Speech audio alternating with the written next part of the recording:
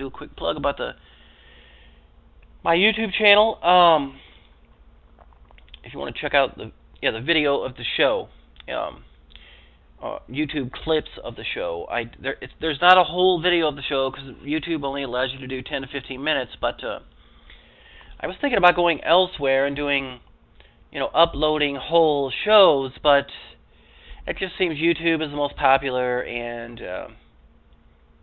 the easiest to access for everyone. So, but yeah, I cut out the music, so I just all the meat's there. But anyway, if you want to check out the clips, you go to just go to YouTube, and the name of my channel is Charles Lamson. That's all one word. Charles Lamson's '(S) webcam video, and that's the name of my channel.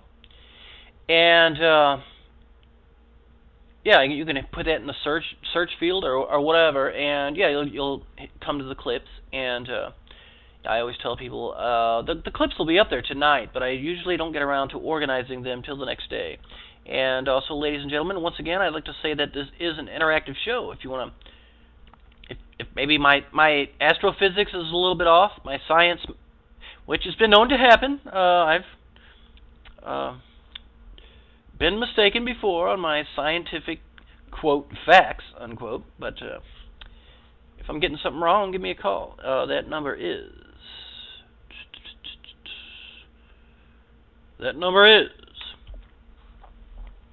be a part of the show, 917-932-8806.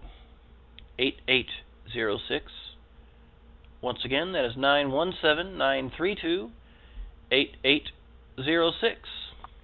Or, if you just want to come by and hang out, and come by, we have a chat room, and you can sort of throw ideas at me that way as well. And so if you want to come by the chat room, you just go to blogtalkradio.com/Charles Lamson, and that'll be my blog talk site. Just look for the chat link and come on in. We have some pretty interesting conversations sometimes. So I just want to say hi to Richard Gaspa. He's already gone, but he's looking forward to the show. Great topic. Well, thanks, man. That's thanks for the feedback. Appreciate it. That being said, ladies and gentlemen, let's go ahead and dive back into this, shall we? Okay.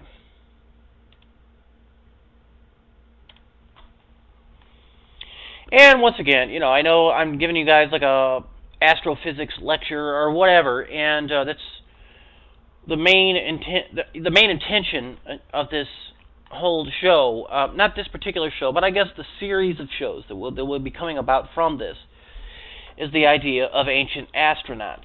And so I'm trying to give you as much scientific basis behind these theories as possible. And so we're starting with creation stories, creation myths, on the scientific level, on the mathematical level, on the cultural level, the mythology level, what have you.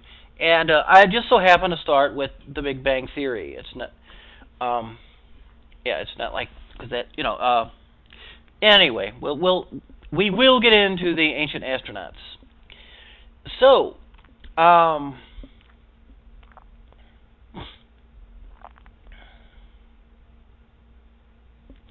a number of years, after this guy comes up with this French guy, Lemaitre, comes up with the Big Bang idea, a number of years go by, and the support of these different theories are evenly divided. I mean, they no longer can deny that the universe is expanding.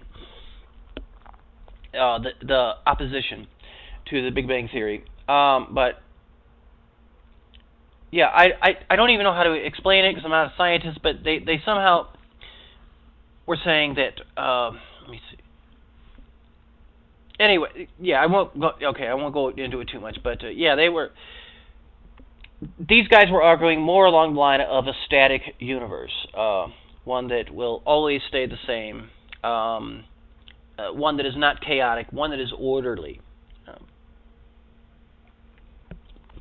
So, however, the observational evidence begins to support the idea that the universe evolved from a hot, dense state. And since the discovery of the cosmic microwave background radiation in 1965, once again, ladies and gentlemen, this goes back to what I've talked about on previous nights. With microwaves are just another form of light, but it is a form of light that we cannot perceive with our eyeballs. If you want to get really technical about it, light is electromagnetic radiation. You have the light spectrum. It's otherwise known as the electromagnetic spectrum. And the portion that we can sense on that spectrum with our eyeballs is like a teeny tiny fraction.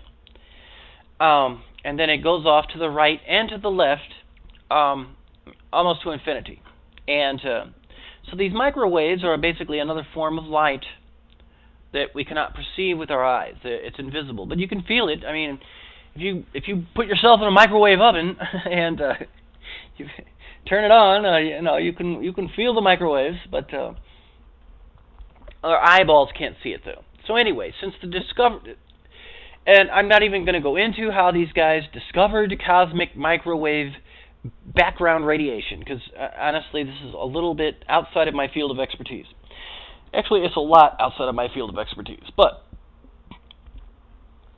since the discovery of the cosmic microwave background radiation in 1965, it has been regarded as the best theory of the origin and evolution of the cosmos, the Big Bang Theory, that is. That's what they're talking about. And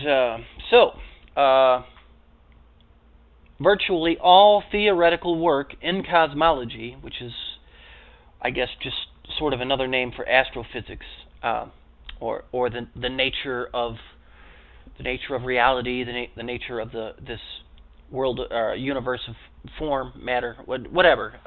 Cosmology, astrophysics.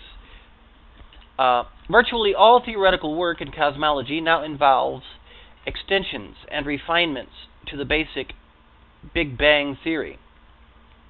So yeah, it's pretty much, I mean, it's almost accepted as a scientific law now. Almost, but not 100%.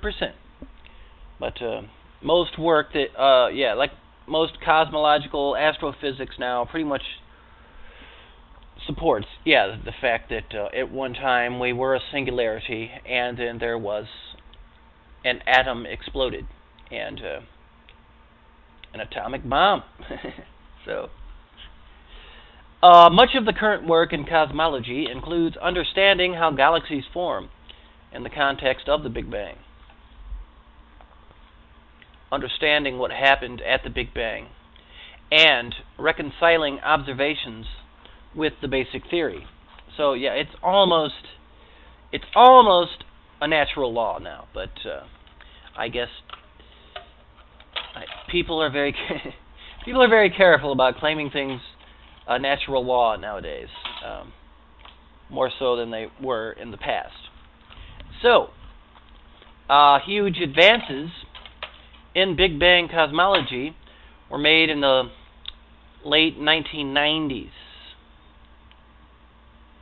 and the early 21st century as a result of major advances in telescope technology.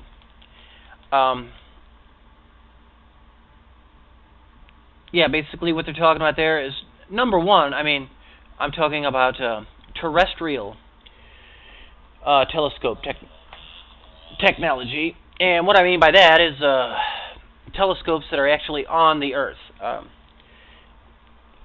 They figured out how to build these things high up on mountains, and to somehow, through computer generation, to see through our atmosphere.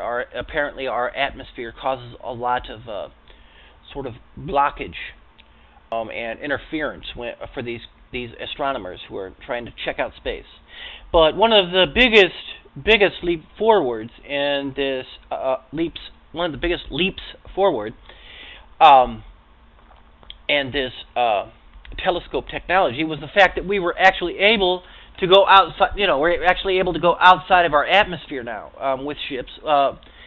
And then we have things like the Hubble telescope, which is actually, it's on a space station orbiting our planet now, and so it doesn't even have to compete with our atmosphere getting in the way of a clear shot. So yeah, I highly recommend that. Yeah, if you guys check out, look up the Hubble telescope and just look up the shots that it's gotten of space. It's beautiful. I mean, I can't think of anything else to call it. I mean, it's our universe is just beautiful, and the Hubble telescope takes really, really good pictures of it, and I highly recommend checking it out, looking at different galaxies and nebula, and it's just fascinating stuff, I think. But virtual, okay. So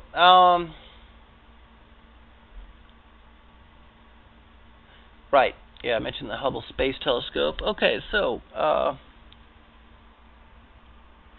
and from there we're pretty much caught up to modern day. So that is the Big Bang Theory in a nutshell. I mean, I know I talked about it for an hour, but like I said, that's not the topic of this show. The topic of this show is actually ancient astronauts.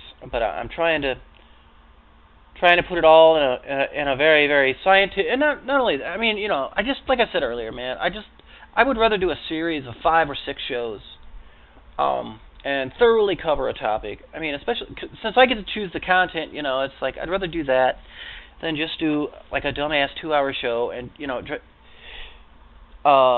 to where you just hit the bullet points, the talking points, whatever you want to call it. But all right, so let's go another scientific theory, evolution. Let's check that out. And also, I'm gonna check out this. YouTube clip. Make sure I'm not overshooting my mark here. Yeah, because if you go over 15 minutes, they won't let you put the video up. So they're very strict about that.